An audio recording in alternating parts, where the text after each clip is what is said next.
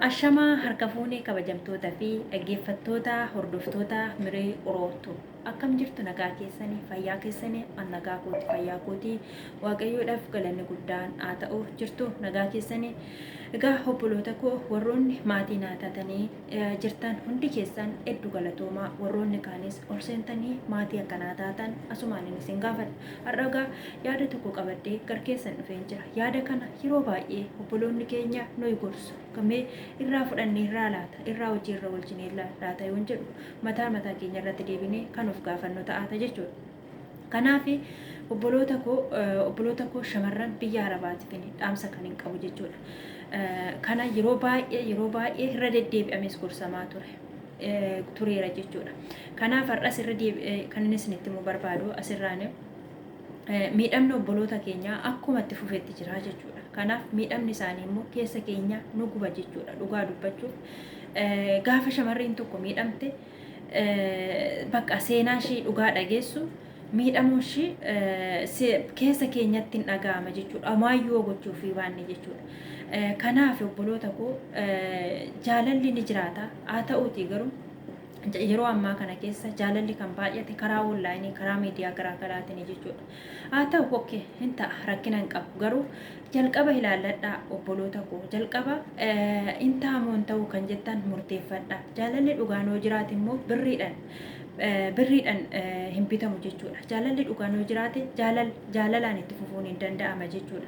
Yeroo baay'ee karaa miidiyaa kanaatiin kan miidhaman shamarran gaafa birrii isaanii muluu isaa erganii fixanii jedhan gaafa umaa gara fiicheetti baasan dhaban kaan isaanii lubbuu isaaniin darbaa dhufan yeroo baay'ee asirratti dabarsaa turan kaan isaanii wantoota garaagaraa dhugaa turan kuni maaliidhaaf ka'e kuni maalirraa kan ka'edha yaadan gaafa jedhan maalitti hin baasa kan jedhan garuu kuni yaada dogoggoraati wanto tokko dursa of eeggachuudha erga ta'ee garuu sammuu ofii amansiisanii gara fuulduraatti hojjedhee ittiin dhufa kan jedhuun irra dabarsuudha malee lubbuu ofii balleessuun yookiin wantoota garaagaraa raawwachuun homaa tokkoyyuu faayidaa hin qabu. Innaa kanaaf ammas kan inni asitti immoo barbaadu obboloota koo obboleettiin keenya tokko ni jirti jechuudha. Asumarraa jechuudha. Naannawaadhuma kana goddanyaa ishee jirti jechuudha. Innaa yeroo darbee jechuudha amma dhiyoo keessa torbeen guunnee jechuudha. Gara biyyaa deemte jechuudha. Mucaan kun kan jaalatte asumarraan karaa miidiyaatiin jaalatte garuu ilmoodhuma biyya ishiititi jechuudha. Ilmoodhuma biyya ishiititi. In jaalatte jaalannaan akka naannawaa isaaniitti naannawaa isaanii walluudha. Akka naannawaa isaaniitti nikaa taasisan jechuudha. Amantaan isaanii amantaa ortodoksiiti jechuudha. Nikaa gaafa taasisaniin booda ishiin achirraa wantoota garaagaraa hojjetama jedhaniin ganzaba ishii akka jiru irratti ergaa turte jechuudha. Maaliif maatiinis wal beekiraa jettee jechuudha.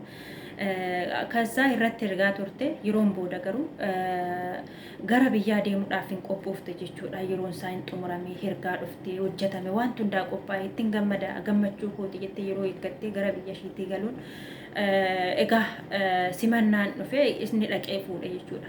Achuma Finfinnee keessa guyyaa 3 wayii waliin hin turan jechuudha. Guyyaa sadii waliin bulanii kan sin ajaa'ibu kan sin gaddisiisu dhugaa waaqayyo dubbachuu fi gara mana warra keetii deemi jedheen jechuudha. Sila ganzaba hojjechaa baate isarratti hidhatteeti laachaa dhufte jechuudha. Ammaaf guyyaa 3 booda egaa maatiin naman kooranii gara maatii ishiitii deemtee jirti jechuudha. Intalli kun dhugaa waaqayyo dubbachuuf gara maatii ishiitii deemtee jirti jechuudha. Innaa wantoota akkanaatu ta'aa jira obboloota koo. Wantoota akkanaatu ta'aa jira jechuudha. Yeroon isaa yeroo itti nama mananii miti. Barri isaa yeroo itti nama mananii miti. Haadhoon iyyuu haadhoo amanuu yeroo dhiifte. Kanaaf obboloota koo jaalala yoo jaalattan jaalala dhugaadhaan jaaladhaa. Garuu of eeggadhaa jechuudha. Of eeggadhaa yeroo booda maalitti hin baasa maaliin ta'a jettanii sammuu keessan hamma cannattan lubbuu keessan hamma dabarsitan waa hedduu keessa hamma galtan jalqabarraan kaasatii of eeggadhaa. Oromoon keenya yeroo mammaaku bishaan darbe hin waraaban isa dhufu eeggata malee jedhanii mammaaku maaliif waan darbe tokko erga darbee homaa faayidaa hin qabu jechuudha. As deebisuus hin dandeenyu jechuudha. Kanaaf of eeggannoo taasisuu qabna obboloota koo. Amma yoomitti numatti mamaa tafa jechuudha. Irrumaa dhagaa tafna jechuudha. Bara ijoolleen baay'een isaanii nu barsiisaa turan jechuudha. Nutti himaa turan jechuudha. Kanaaf mee obboloota koo of qusadhaa. of qusadhaa, of yaadadhaa. Of yaadadhaa isiniin jechuu barbaada jechuudha. Gaafa boodaa gaafa isin miidhamtan omtuu homaa isiniin godhu, omtuu garagalee isiniin ilaalu, omtuu garagalee isin ilaalu. Kanaaf yoo of taatan yoo of dandeessan garuu ofuma isaaniitii dhufanii isin barbaadu jechuudha. Eenyuyyuu ofuma isaatiif dhufee kan isin barbaadu jechuudha.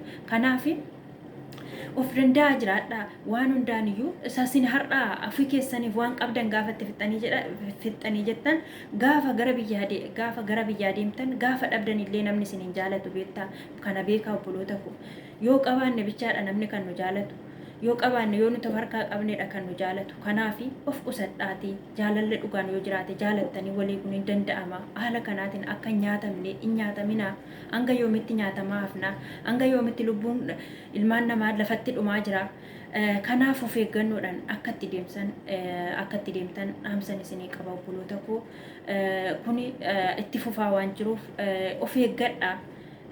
Of eeggadhaa gaafa boodaa miidiyaa kanarra baatanii gaafa boochan omtuu homaa isin gochuu hin danda'u jechuudha. Namni hundaayyuu lapheen isaallee keessatti hin gaddaa inni kaanis itti murteessuu danda'a inni kaanis siif yaaduu danda'a garuu omtuu namaatiyyuu ofirra darbee homaa namaaf ta'an jiru jechuudha. Kanaaf of eeggannoodhaan itti deemaa isiniin jechuun barbaada jechuudha. Waan na dhaggeeffataniif hedduu galatoomaan isiniin jedha. Ciao bye.